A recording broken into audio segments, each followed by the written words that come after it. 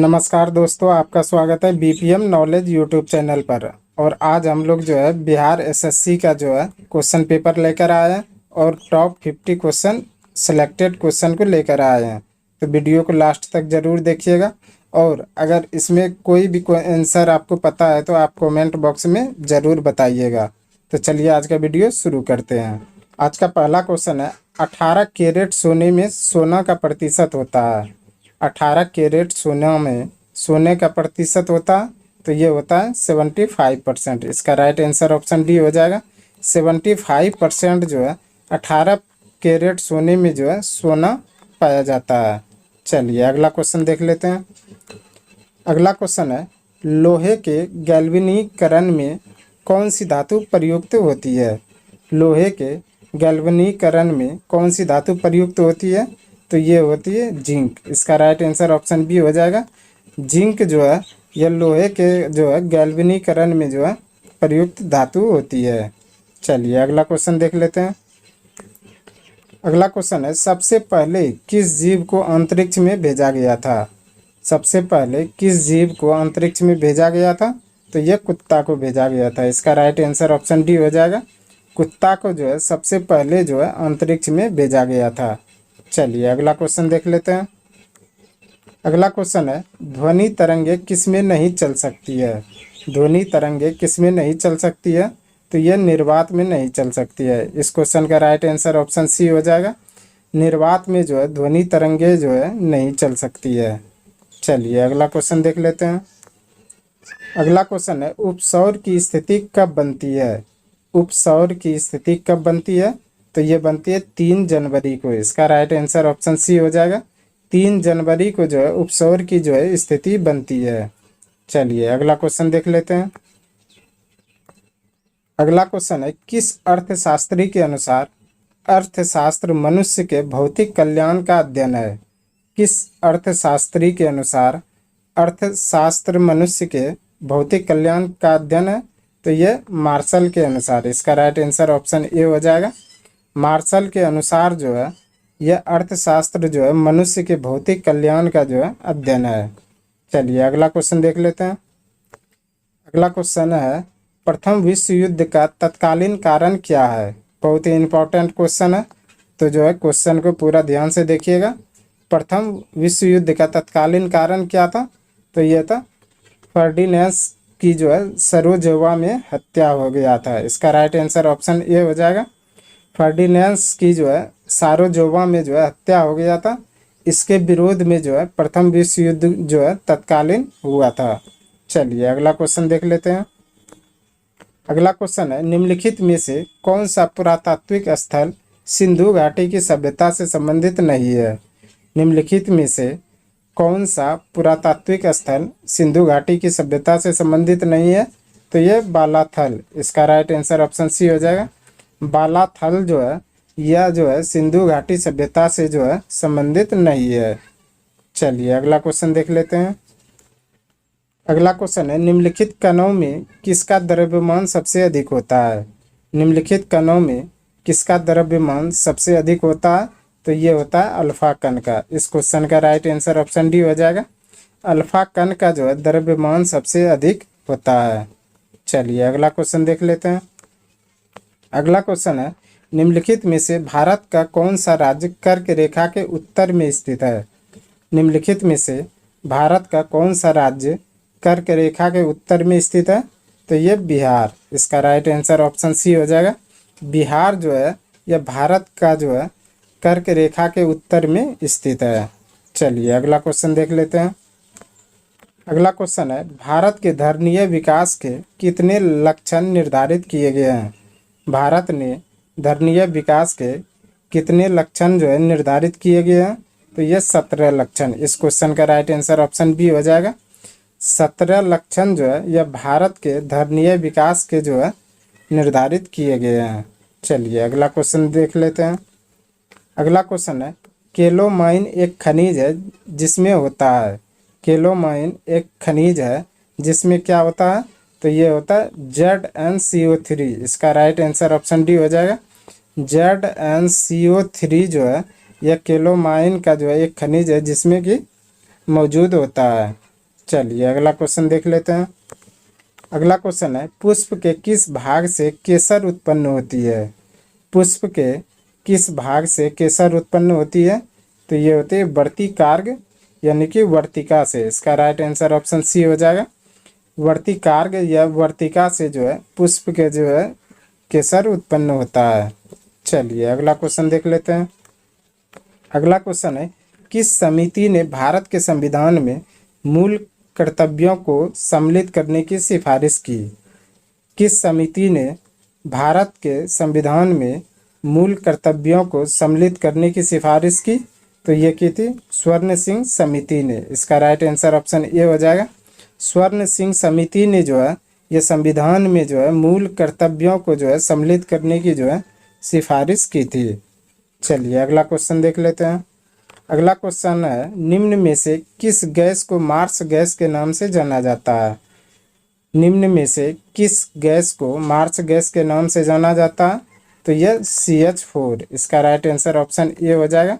CH4 जो है जिसे कि मीथेन भी कहते हैं और इसी को जो है मार्स गैस के नाम से जाना जाता है।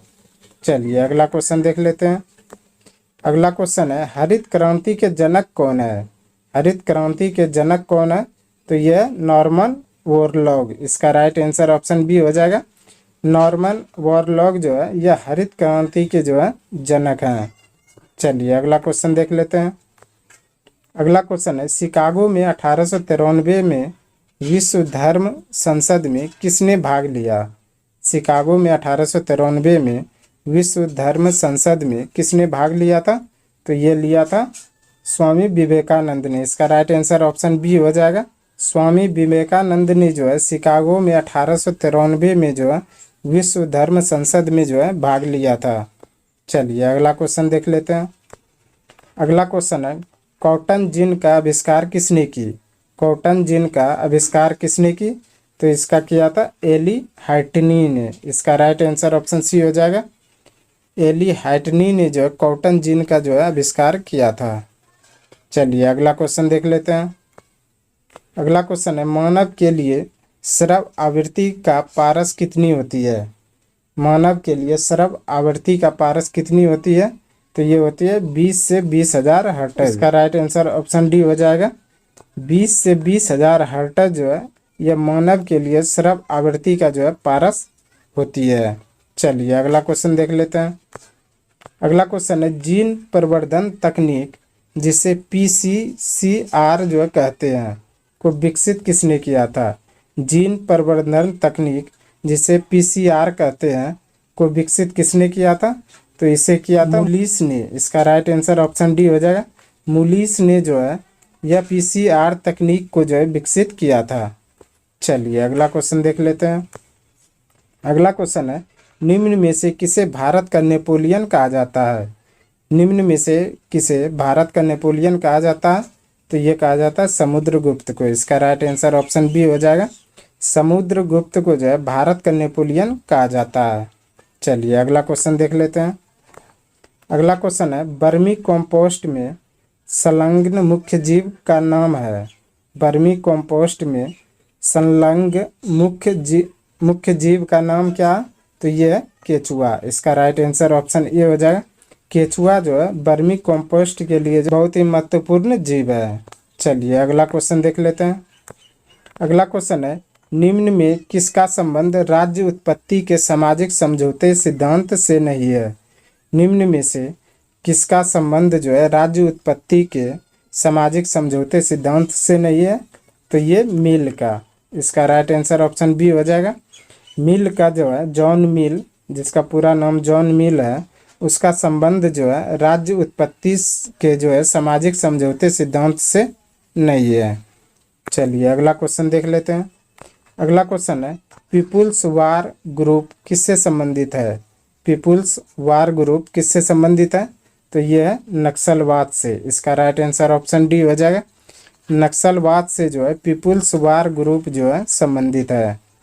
चलिए अगला क्वेश्चन देख लेते हैं। अगला क्वेश्चन है, निम्नलिखित में से कौन सी समिति चुनाव सुधारों से संबंधित नहीं है? निम्नलिखित में से कौन सी समिति चुनाव सुधारों से नहीं है? तो ये वाई के अलग समिति, इसका राइट आंसर ऑप्शन डी हो जाएगा। वाई के अलग समिति जो है यह जो है चुनाव सुधारों से संबंधित नहीं है। चलिए अगला क्वेश्चन देख लेते हैं। अगला क्वेश्चन है कल्चरल रिवॉल्यूशन के समय कम्युनिस्ट पार्टी ऑफ चाइना के प्रमुख कौन थे? कल्चर रिवॉल्यूशन के समय कम्युनिस्ट पार्टी ऑफ चाइना के प्रमुख कौन थे? तो ये थे माओ जोडोंग, इसका राइट आंसर ऑप्शन सी हो जाएगा। माओ जोडोंग जो है यह कल्चर रिवॉल्यूशन के समय जो है कम्युनिस्ट पार्टी ऑफ चाइना के जो है प्रमुख थे। चलिए अगला क्वेश्चन देख लेते हैं। अगला क्वेश्चन है जापान में रक्तहीन क्रांति या मेजी पुनः स्थापना किस वर्ष हुई थी? जापान में रक्तहीन क्रांति या मेजी पुनः स्थापना किस वर्ष हुई थी? तो यह हुई थी 1868 एडी में, इसका राइट आंसर ऑप्शन बी हो जाएगा। 1868 एडी में जो है यह जापान में रक्तहीन क्रांति जो है हुई थी। चलिए अगला क्वेश्चन देख लेते हैं। अगला क्वेश्चन है भारतीय संविधान की कौन सी अनुसूची राज्यसभा में राज्यों और संघ राज्य क्षेत्र के स्थान आवंटन संबंधित है? भारतीय संविधान की कौन सी अनुसूची राज्यसभा में राज्यों और संघ राज्य क्षेत्र के स्थान आवंटन जो है संबंधित है? तो ये चौथी अनुसूची में, इसका राइट आंसर ऑप्शन बी हो जाएगा। चौथी अनुसूची में जो है भारतीय संविधान में जो है राज्यसभा और राज्यों और संघ राज्य क्षेत्र का स्थान जो है आवंटित किया गया है। चलिए अगला क्वेश्चन देख लेते हैं। अगला क्वेश्चन है निम्नलिखित में से उच्च चालक कौन सा है? निम्नलिखित में से उच्च चालक कौन सा है? तो यह सिल्वर, इसका राइट आंसर ऑप्शन सी हो जाएगा। सिल्वर जो है यह उच्च चालक होता है। चलिए अगला क्वेश्चन देख लेते हैं।